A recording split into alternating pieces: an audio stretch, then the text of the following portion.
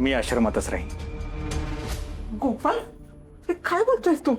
हे बघ, असं करू नकोस रे माझ्या लेकरा. तुला माणसांची जी बी काही सेवा करायची आहे ना ती समधी कर. मी कुठे नाही म्हणते, पण संध्याकाळी तरी आपल्या घरला ये. हे बघ, मी नाही राहू शकत आहे तुझ्याशिवाय. आई, मला तुझं प्रेम कळतंय, पण तुझ्या प्रेमापेक्षा ईश्वरानं जी माझ्यावर जबाबदारी टाकली आहे ती खूप मोठी आहे आणि मला ती समर्थपणे पेलायची आहे. मला भगवंताची सेवा करायची, माझ्या भक्तांची सेवा करायची आहे. त्यामुळे इथून पुढे मी आश्रमातच राहीन, तिथेच झोपीन.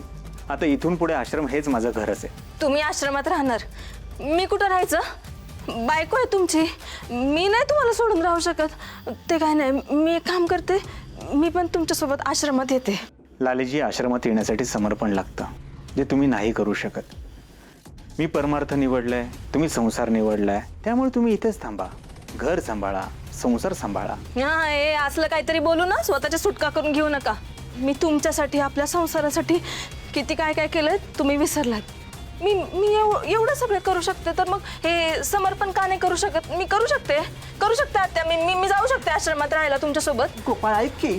लालेजी, तुम्हाला समर्पण या शब्दाचा अर्थ नीट कळला नसावा. हे पहा, तुम्ही जे माझ्यावर करताय किंवा केलं त्याला प्रेम म्हणतात. त्यासाठी मी मनापासून आभारी आहे तुमचा. पण मी आता तुमचा नाही आहे, देवाचा आहे, माझ्या भक्तांचा आहे.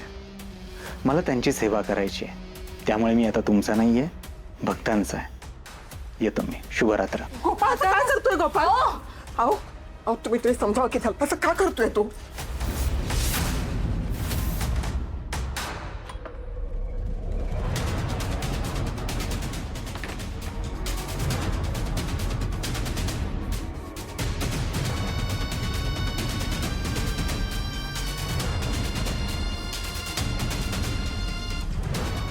या भिकाऱ्यांच्या घरातली ही शेवटची रात्र. उद्यापासून मी माझ्या आश्रमात असणार.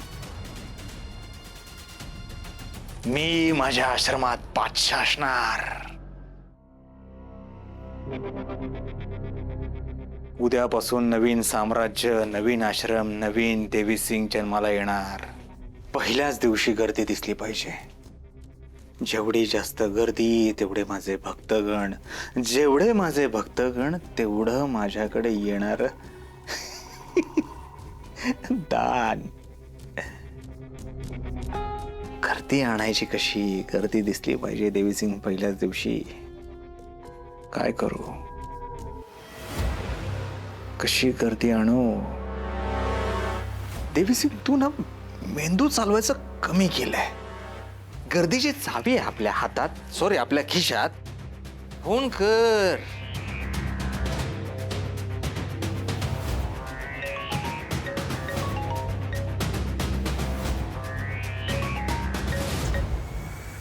सत्यनाम आमदार मॅडम.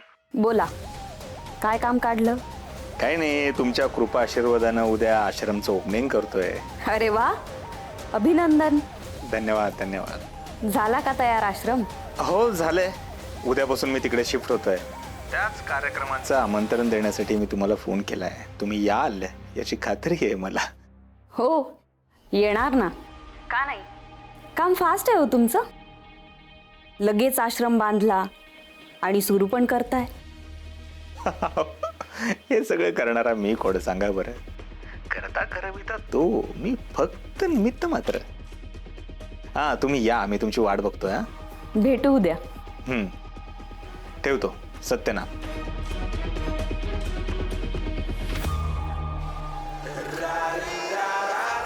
देवी सिंग, या आमदारबाईपासून सामान्य जनतेपर्यंत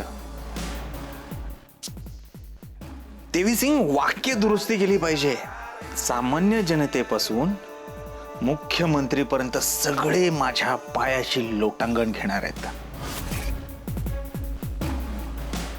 देवी सिंगचं नवीन साम्राज्य सुरू होणार.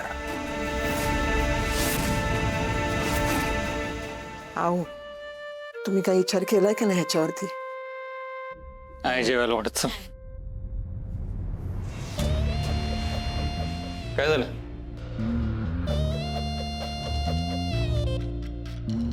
तोंड का पडल्यात सगळ्यांची? आहे काय झालं?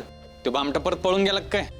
सुद्या गोपाळ बाबांबद्दल अपशब्द ऐकून घेणार नाही बरं का घरात कुणी. हा बाबा घरात राहायचं नाही म्हणताय म्हणून सगळ्यांची तोंड पडली. हा बरंच झालं की मग आता कुठे जाणार आहे? त्याला लय बाबा बनायचं होत आलंय ना. त्याला म्हणावं जा एकदाच हिमालयात निघून. हाय का आता हिमालयात कशाला जातील रे? बाई बाबांचा आश्रम सुरू होतोय उद्यापासून. काय आश्रम? हा आश्रम बांधायचं काय तोंडाचा घास आहे का? त्यासाठी एवढा पैसा येणार कुठून? हाय त्याकडे एवढा पैसा? आश्रम बांधायला जमीन ती कुठून येणार? कोण देणार? तुला काय करायचं? दिली असेल कुठेतरी दान जमीन त्याला. आणि तुझा या गोष्टीची काय संबंध आहे? का आता तिकडे जायचंय तुला आश्रम पाडायला त्या जामकरला घेऊन? तिथं काय चुकीचं घडलं तर आम्ही जाऊ आश्रम पाडायला. अप्पा तुम्हाला ही पटतंय का? हा तुम्हाला असं वाटतं का त्यात दैवी शक्ती आहे, दैवी अवतार येतो? अप्पा तुम्हाला यात काही चुकीचं वाटत नाही का हो? बरोबर बोलतात भाऊजी. मला पण नाही पटत आहे ह्यांचं वागणं. लाली अगं काय बोलतेस तू? काय चुकीचं बोलते? हा असा अंगारा दुपार देऊन यज्ञाचं खोटं नाटक करून प्रश्न सुटतात आणि सगळ्या गोष्टींवर एकच अंगारा कसं काय काम करतो? लाले अगं तू देवाचा अंगार आहे म्हणून समजेसने फरक पडतो. त्याच्याकडे लोक सवतावून येतात अडचणी सांगायला, त्याच्या पाया पडतात. बाबू लोक काही येडे आहेत का? येडीच आहेत. अप्पा हो, लोकांचं काय हो? ती बिचारी त्यांच्या दुःखानं अडचणीनं पिसलेली असतात. जरा कुणी त्यांना सांगितलं अशा अशा ठिकाणी जा, या बाबाच्या पायावर डोकं ठेवा, तुमची सगळी दुःख दूर होतील, की चालली विश्वास ठेवत आशेनं जातात, पळत सुटतात त्या बाबाच्या मागं. जगात काय दुःख कमी आहे का? दुःख वाढत चाललंय म्हणून ही आश्रमाची गर्दी वाढत चालली अप्पा. बाकीचं सोडा, पण हे जर त्या आश्रमात जाऊन राहिले तर घराकडे कोण बघणार? हा आत्या भाऊजी, घराकडे कोण बघणार? आणि माझं काय, माझ्या संसाराचं काय? त्यांची ह्या घरासाठी संसारासाठी काही जबाबदारी आहे का नाही? मला कशाला समजवताय? त्यांना थांबवा की भाऊजी, तुम्ही तरी थांबवा की त्यांना. लाले अगं परत तुझं तेच. अगं देवानेच त्याच्यावर जबाबदारी टाकली आहे म्हणल्यावर आम्ही कसं थांबवणार त्याला? आणि घराकडे ध्यान द्यायचं म्हटलं तर तो घराकडे ध्यान देतोय की कवा नाही म्हणलाय तो? अरे घराकडे बघायला मी आहे की. मी जिथं आहे तोपर्यंत या घरात कोणाला काय कमी पडणार नाही. हा बरोबर आहे यांचं. आणि माझं ते ना स्पष्टच मत आहे बरं का गोपाळ बाबांमुळे जर भक्तांच्या समस्या दूर होत आहे तर आपण त्यांच्या कार्यामध्ये आडकाठी आणायची नाही. जे चाललंय ते सगळं सुरळीत चालू द्यायचं. हा आय तू शांत बस बर का. म्हणजे रंजू काकी बरोबर बोलते. हा कसं आहे ना लाली बहिणी, ज्या माणसाने देवाच्या कामासाठी स्वतःला वाहून घेतलेलं असताना त्याचं कधी संसारात मनच रमत नाही. आणि आता आपला गोपाळ दादा थोडी राहिले ना, देव माणूस झालाय, बाबा झालेत ते, आणि त्यांचे चमत्कार सगळ्यांनी पाहिलेच आहेत ना, म्हणून बोलते. गप्प बसायचा, गप्प बसायचं. आमच्या मॅटरमध्ये पडायचं नाही. मला चमत्काराचं कौतुक नाही ह्यांच्या, मला माझ्या संसाराची पडली. हे बाबा वगैरे करताय ना तुम्ही, माझा नवरा येतो आणि मला माझा नवरा माझ्यासोबत माझ्या घरात पाहिजे. बाकी बाहेर त्यांनी काय पण करावं. आत्या तुम्ही तरी एका बायकोचं मन समजा की, माझी तगमग समजा, ह्यांना समजावा. थांबा की यांना.